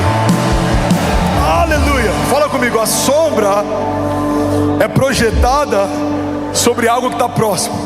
Diga: Deus está perto de mim, Ele está dentro de mim e ao meu redor também. Mas tem algo aqui interessante. A Bíblia fala que o Senhor está nos guardando como uma sombra. A palavra também diz que Ele nos protege e está à nossa direita. Sabe, biblicamente, o lado direito simboliza glória, honra, poder, autoridade. Todas as vezes que a Bíblia quer falar sobre glória, honra, poder e autoridade, a Bíblia aponta para a direita. Olha o que a palavra de Deus diz, Isaías 41:13. Porque eu, o Senhor teu Deus, te tomo pela tua mão direita e te digo: não temas, porque eu te ajudo. Salmos 18:35. Também me deste o escudo da tua salvação, e a tua mão direita me susteve, e a tua mansidão me engrandeceu. Hebreus 12:2 diz: olhando para Jesus, autor e consumador da fé, o qual pelo gozo que lhe estava proposto suportou a cruz, desprezando a vergonha e a afronta, e assentou-se à direita do trono de Deus, à destra do trono de Deus. Isaías 41:10 diz: não temas, porque eu sou contigo. Não te assombres, porque eu sou o seu Deus. Eu te esforço e te ajudo e te sustento com a minha destra poderosa. Alguém pode levantar as mãos em nome de Jesus? Diga: eu creio que o Senhor está ao meu lado. Diga: e a sua mão direita, diga, vai me sustentar e me proteger na presença dos meus inimigos. Diga: eles virão contra mim por um caminho, mas por 7 caminhos eles fugirão. Diga, eles têm projetos, estratégias, mas os planos de Deus se cumprirão sobre mim. Diga, eles são maus, poderosos. Diga, mas maior é o que está em mim do que tudo que se levanta ao meu redor.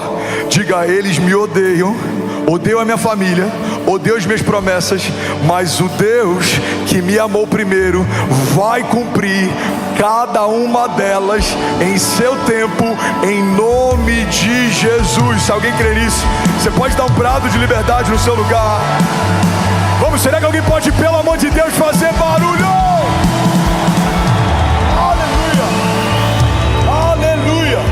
Salmo 121, versículo 6, vamos correr, a Bíblia diz assim: de dia o sol não ferirá, nem a lua de noite.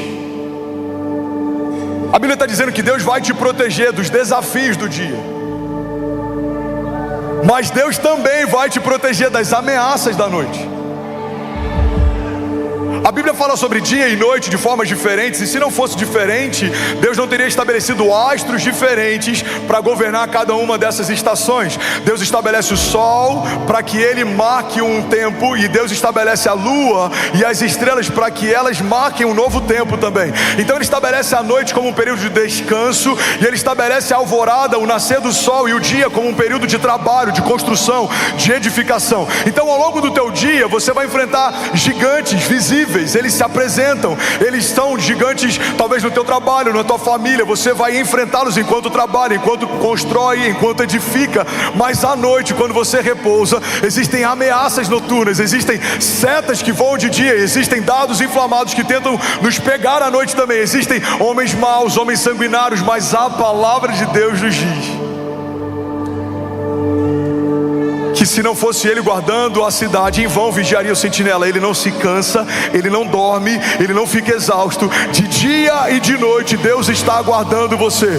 Os desafios da tua semana e do teu trabalho, as ameaças que se levantam quando você dorme. A palavra de Deus diz que aqueles a quem ele ama, ele dá enquanto dormem. Levante suas mãos, deixa eu profetizar sobre alguém aqui. Eu profetizo em nome de Jesus que enquanto o inferno trabalha à noite, no período em que você descansa, Deus não só vai te proteger, como também vai te abençoar. A palavra de Deus diz que aqueles a quem ele ama, ele dá enquanto dorme. Enquanto você dorme, Deus está movendo pessoas, Deus está mudando o fluir de rios, Deus está te dando sonhos proféticos, Deus vai te dar direções, Deus vai te dar ideias do céu, sonhos de Deus. Deus vai guardar você, mas no dia, quando o sol nascer e novos desafios surgirem, você vai enfrentar e pisar em serpentes e escorpiões. Você vai ser bem sucedido, você vai crescer e você não vai recuar se você fizer do Senhor a tua confiança.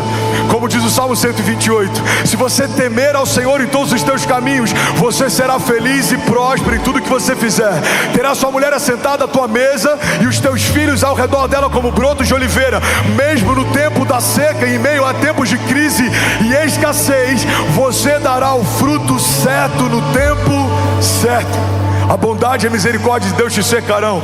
Deus vai guardar você, os teus filhos e tudo que carrega o teu nome. Se você fizer do Senhor a tua confiança, a tua justiça, nenhum mal te sucederá, praga alguma te alcançará. Ele te guiará mansamente em águas tranquilas, ele te fará descansar em pastos verdejantes. Mesmo que você ande por um vale de sombras e morte, mal nenhum você temerá, porque o Senhor está com você. De dia você verá livramentos, os seus inimigos baterão em retirada. De noite você verá a bondade do Senhor provendo enquanto você descansa. Eu declaro em nome de Jesus, levante suas mãos, receba isso. De dia o sol não te ferirá e nem a lua de noite. Alguém crê nisso? Diga amém. Você pode celebrar Jesus no seu lugar.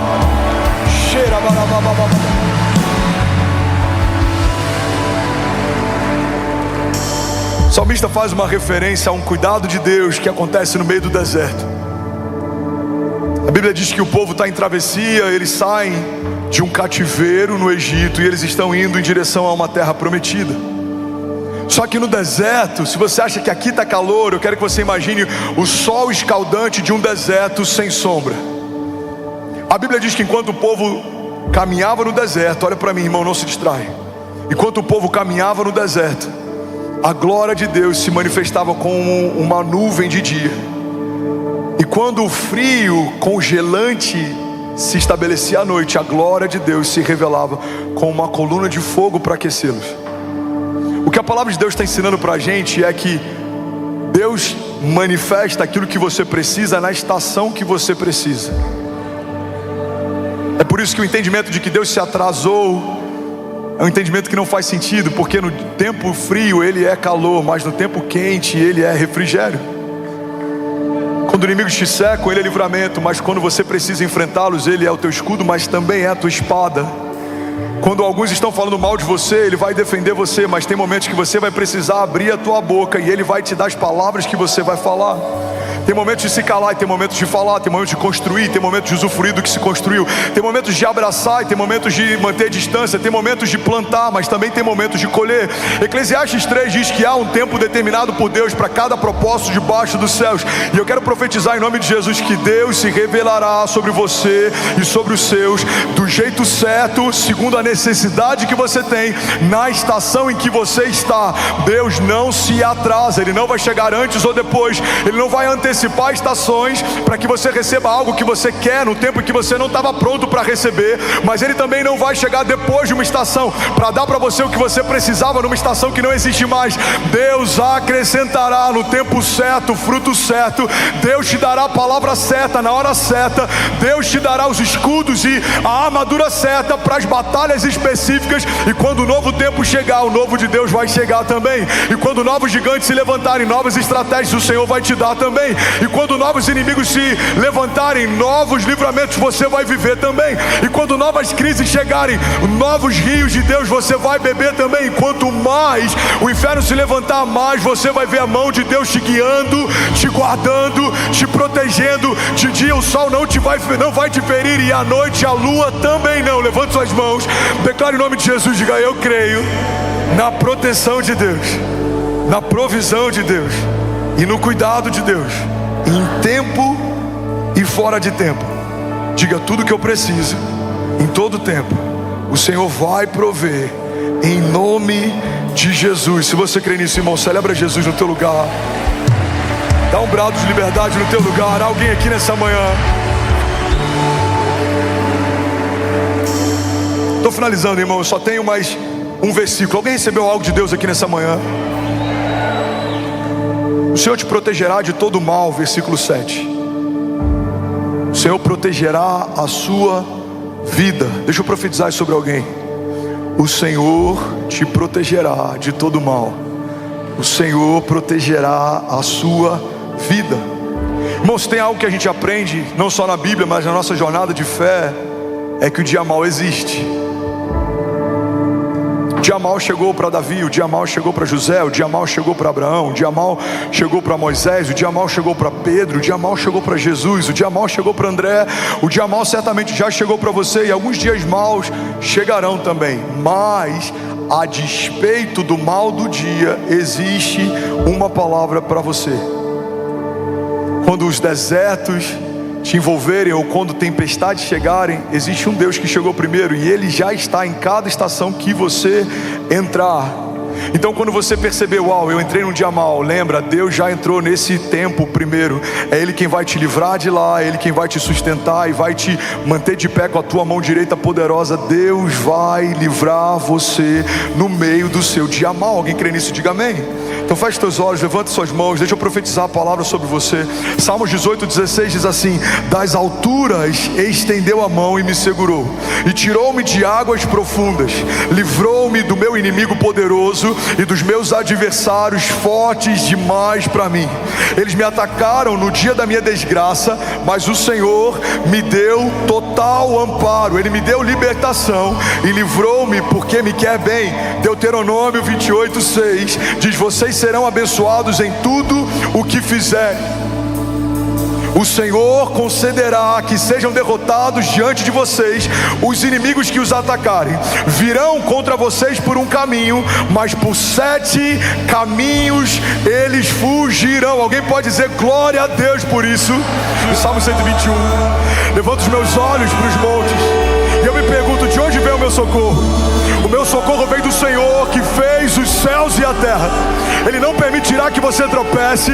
O seu protetor se manterá alerta. Sim, o protetor de Israel não dormirá. Ele está sempre alerta. O Senhor é o seu protetor. Como sombra que o protege, Ele está à sua direita. De dia o sol não ferirá, nem a lua de noite, porque o Senhor o protegerá de todo mal. Ele protegerá a sua vida. O Senhor protegerá a sua saída e a sua chegada, desde agora e para sempre. Se você crê nisso, irmão, libere o seu som. Tudo bom? Você acabou de assistir uma mensagem aqui do nosso canal. Eu tenho certeza que ela te edificou e que ela vai gerar algo novo em você. E a gente separou mais 2 vídeos. Eu quero deixar essas indicações aqui para você continuar queimando com Jesus. E eu quero muito te fazer um pedido também. Se essa mensagem te edificou, comenta aqui embaixo, segue o canal e me ajuda a compartilhar para que mais pessoas sejam tocadas também. Deus te abençoe.